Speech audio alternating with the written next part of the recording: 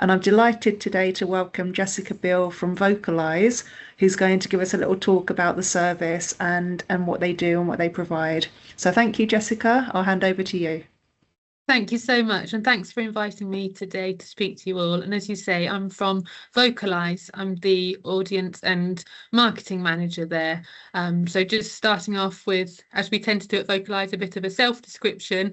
I'm a white woman in my mid-40s with short brown hair, and I have got an olive green jumper on today. I've also got my earbuds headphones in, as I'm also blind myself, and so that you don't have to hear my screen reader talking through the laptop, I've actually linked up to my phone for my notes. So fingers crossed it's all going to work smoothly. And I've also got Sarah here with me today, who's going to be doing the video controls on the computer. So just starting off to tell you a little bit about VocalEyes itself, the charity.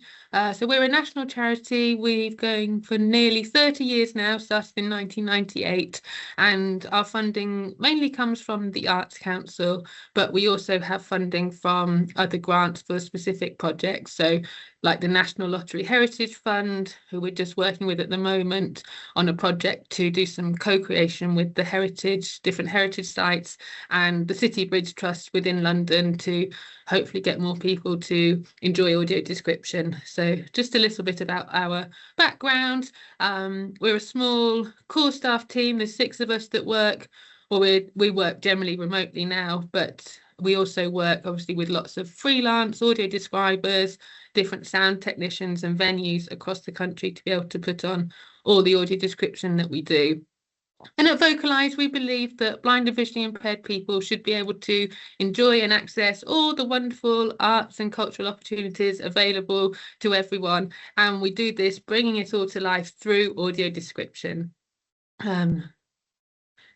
Many people come across audio description for the first time through the television or at cinema, on films, but our work is for live venues, so we primarily work within theatres, museums, galleries and heritage sites.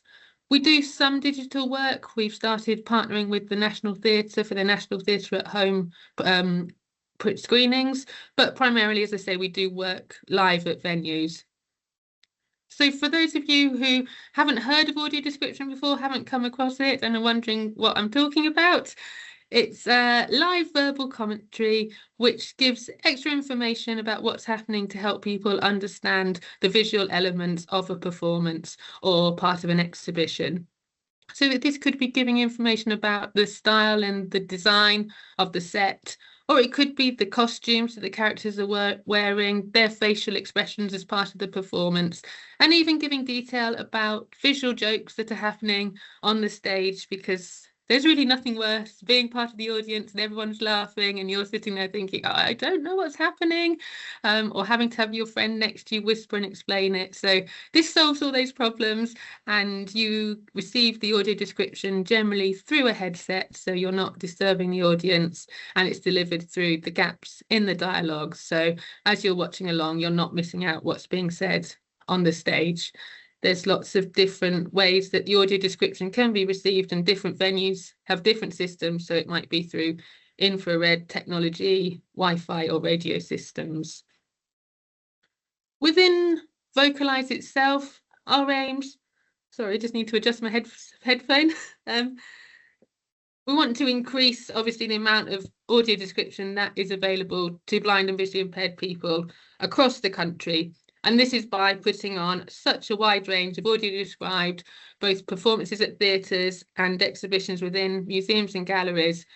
We do over 200 audio described theatre shows a year, and this is all different genres. So whether people are into musicals, dramas, comedy, we introduce people to ballet and opera and circus performances, and basically whatever the kind of thing the people you support are into, there's audio description. And it's not only for adults, it's also children's performances with everything, all the different genres as well. And obviously around Christmas time, lots of pantos that everyone's very much into. We also, within the museums, as well as having live audio described tours, we produce recorded audio descriptive guides as well. So basically just making sure that there's such a range of audio description and increasing all these opportunities out there. And then once we've obviously got all this audio description, the important thing then is to let people know what's on offer. Not only the blind and visually impaired people, but people supporting them, their friends and families, friends and carers, and so that everyone is able to enjoy and share going out to see these performances or going to a museum. We do this primarily through our website, where we've got a What's On section, and you can look for different performances either through the type of show you're looking for, the area you're in, the dates, and there's even a keyword search as well. We are at the moment in the process of updating our website, so hopefully there might be some more snazzy search ways in the future, but for the moment it's still that you're able to see a whole range of shows. And it's not only the shows that VocalEyes are putting on, because audio description, sometimes the theatres or venues, they do in-house with their own describers, and we encourage them to also share those events through our website so everyone can see that full range of opportunities, not just the work VocalEyes is doing, but all the audio description that's available. You can also sign up to receive a monthly email newsletter from us, and that gives some news about what's happening within audio description, and also some upcoming theatre museum highlights, selection of things that we recommend for the months ahead. And then there's also our quarterly What's On guide, and that's available. You can get either a printed version of that, but we have a whole range of formats, so it's also available in Braille and on a USB stick, and then you can also download that from our website on the audio version and large print document as well, so just to be able to make sure everyone is able to access it in their chosen format. We talk to groups, we like to tell people what we're up to, so that's why I'm here today.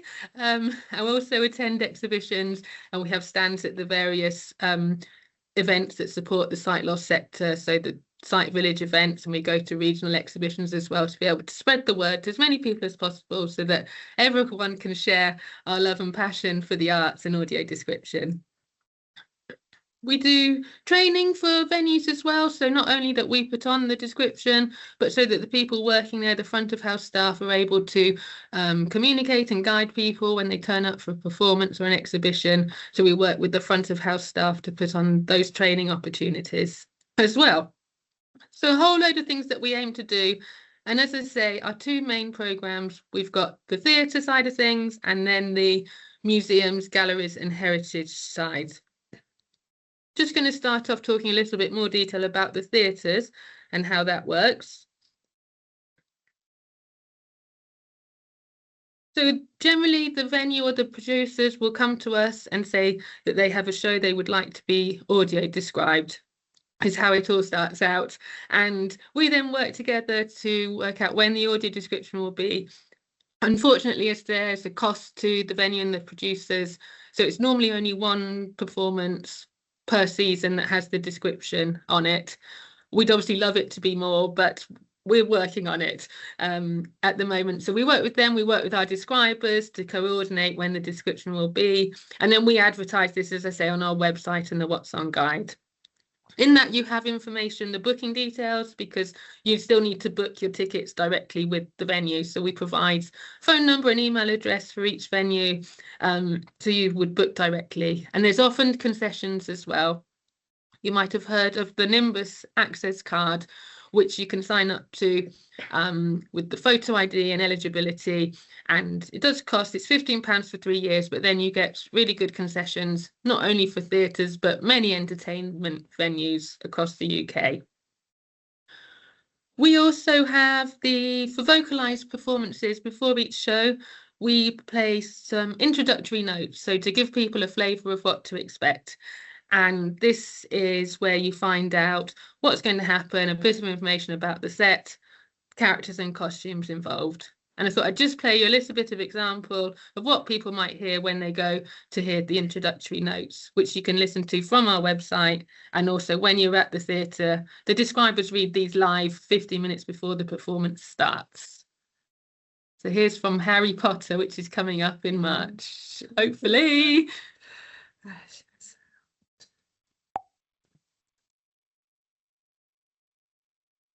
Welcome to this introduction to Harry Potter and the Cursed Child.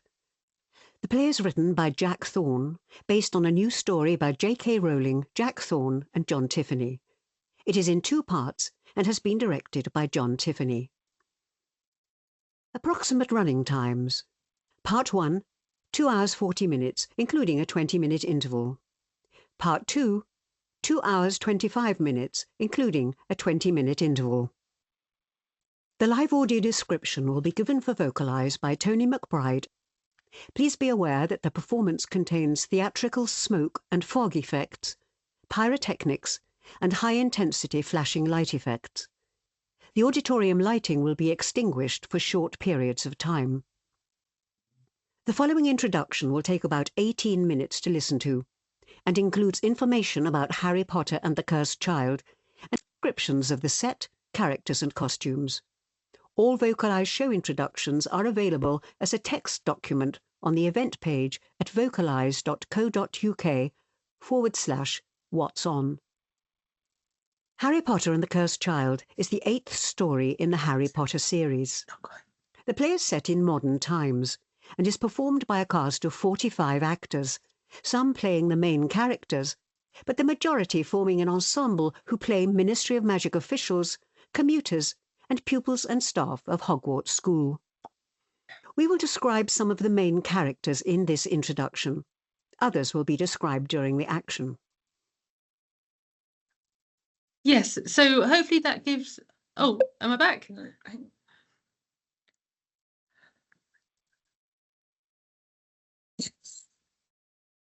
Yes.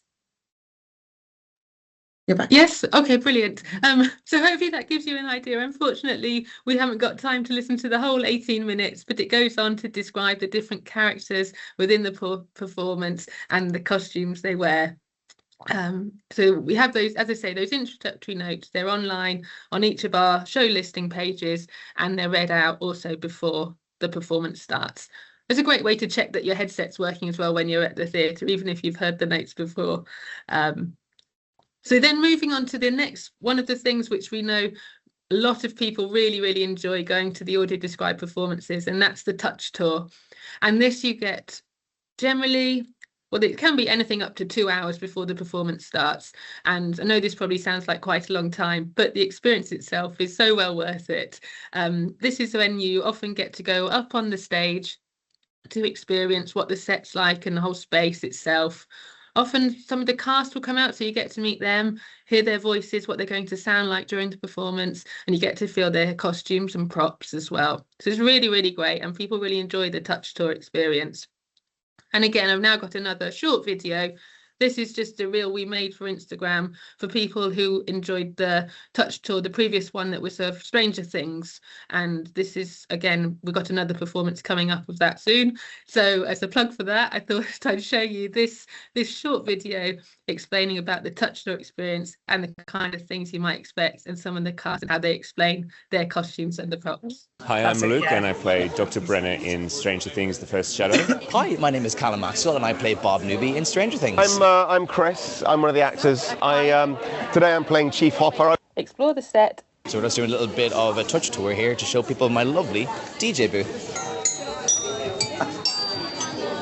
There's a little kind of a record spinner on there, loads of little knobs and twirly bits and stuff. Come over here. Welcome to the police station. This is the police station? Yeah. And find out more about the costumes. What sort of costume do you wear? It's a pretty typical, kind of quite dated police uniform. I've got like a peaked cap and a blue shirt and tie. He rarely puts a jacket on. He's quite informal. The other police officers have these big round sort of hats with little domes on the top for their heads. But I get a bit more official peaked cap arrangement. So this is also sequin, but it's got beads as well. So multiple different types of beads. Book your tickets on 0333 009 5399. Enjoy the show.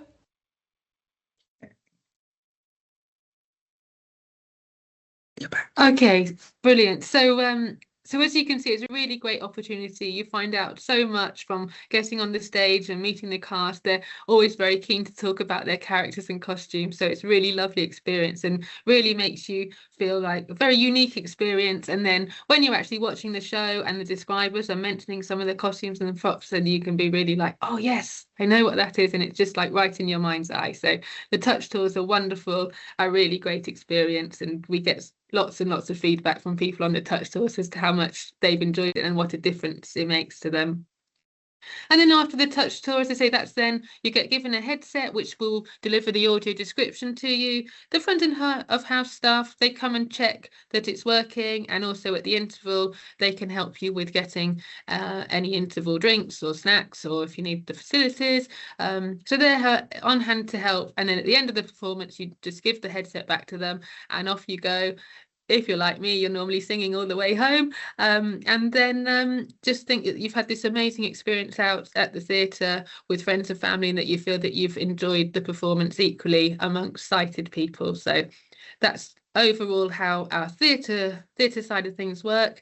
And then within the museum, galleries and heritage sites, so we do a lot of training with front of house staff at the venues, but as well as that, the recorded audio descriptive guides.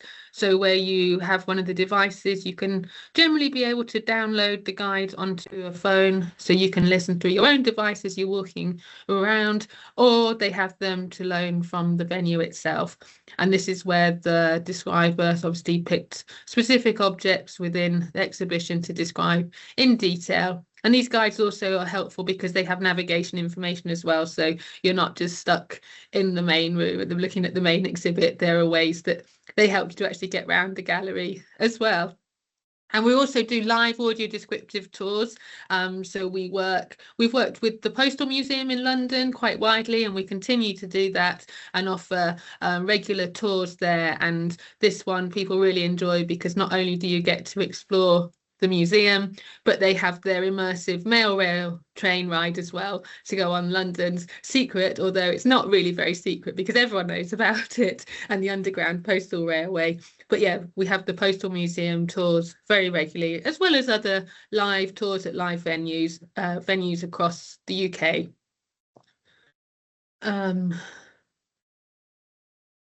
So also the tours, not only are they with a describer, there's often also a curator who's able to fill in more background information. So the describer, obviously they have the visual and they know about what they're looking at, but the curator can fill in any extra information that they might not have straight away.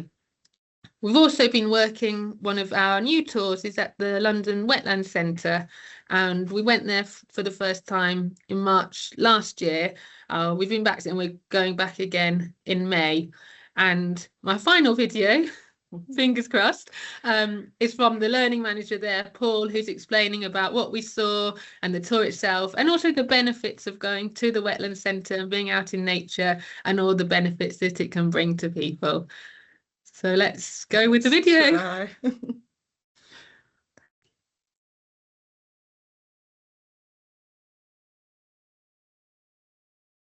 I've got the audio. Yes. Does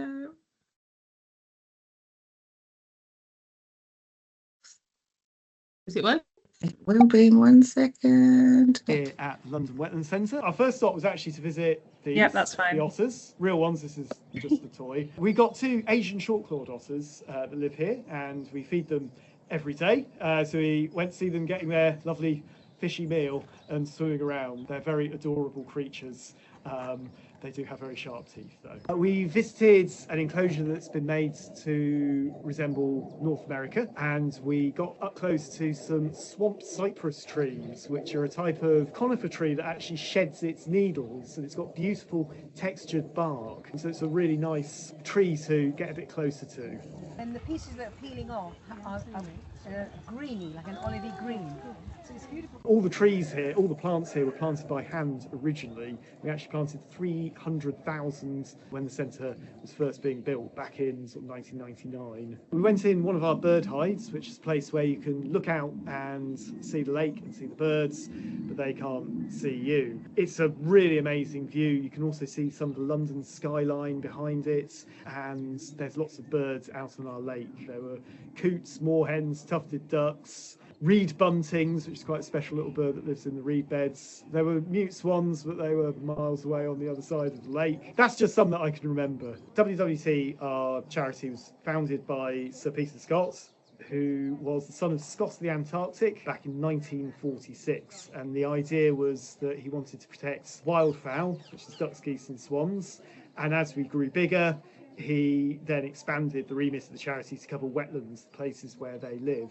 But he really wanted to have a big nature reserve in the centre of the city. He wanted to bring nature to people, because his philosophy was there's no point in conserving nature if you don't get people to love it. There's a lot of scientific research that shows that time spent in nature is actually really good for us, for our physical and mental well-being. Coming to a place like this is really wonderful because you can see the change in the seasons as we go from the spring through to summer. So at the moment everything is kind of quite barren, quite open. The birds have just started singing, some of the flowers are just starting to poke out of the ground, and then we'll slowly see as more birds come along, more flowers come along, so we transition into summer, and then later in the year when the leaves change colour, we start to see the berries and the fungi and different birds coming for the winter as we see the seasons change. And it's a really easy, positive way to improve your mental well-being just by coming out, spending time in nature and connecting with it. The centre is open every day of the year except for Christmas Day. We're open from 10 o'clock in the morning until 4:30 in the afternoon. We are planning to do another audio described tour later on in the year, so look out on the website for more details of that.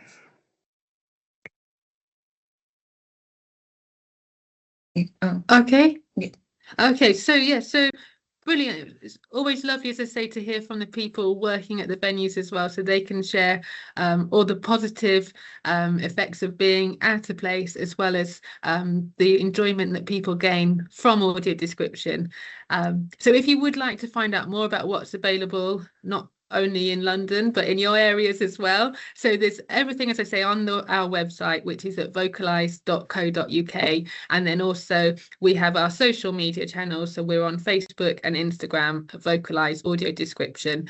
So there's lots of information there, lots of ways that you can get in touch, find out what's going, and that you can encourage other people to enjoy accessing the arts, because it really does make a big difference to blind and visually impaired people and their enjoyment and just general well-being. And yeah, if anyone has any questions about anything, then we've got a few more minutes left. Oh, that was wonderful. Thank you for such a great introduction to the service. Yeah, really valuable work that you're doing there. I don't know, there's quite a few people here on the call, so I don't know if anyone has a question, if you'd like to raise your hand or just unmute yourself and call out, or you can type into the chat if you prefer.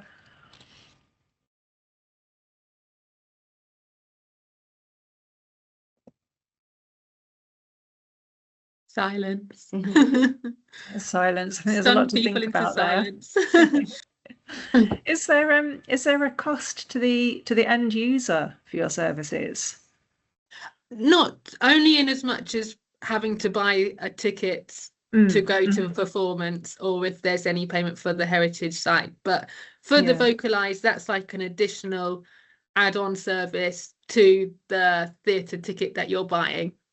And the cost is between us and the venue and the producers. Yeah, wonderful.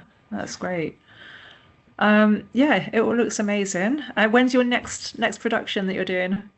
Oh, probably tomorrow. Probably tomorrow. Because they're so regular at the moment. In fact, I don't know if there is, but I know we're in Wales at the Millennium Centre for Tina Turner on Saturday. Special Valentine's Day treat for everyone. Oh, wow. Tina Turner, the musical. Yeah. Lovely. It doesn't look like we have any other questions coming through from people watching online. But is there a way to contact you if they do have questions later? Yes, yeah, of course. You can email. So there's inquiries@vocaleyes.co.uk is our main email address, and then that's where you can ask general questions. If you want to get specific to me, then it's jessica@vocaleyes.co.uk. Fabulous. Thank you so much, Jessica. I really enjoyed that session. I think we'll end it there and stop the recording then. Thanks everyone for joining, and do feel free to share the recording with your friends and your colleagues after this. And take care, and see you next week for the next Thursday 30.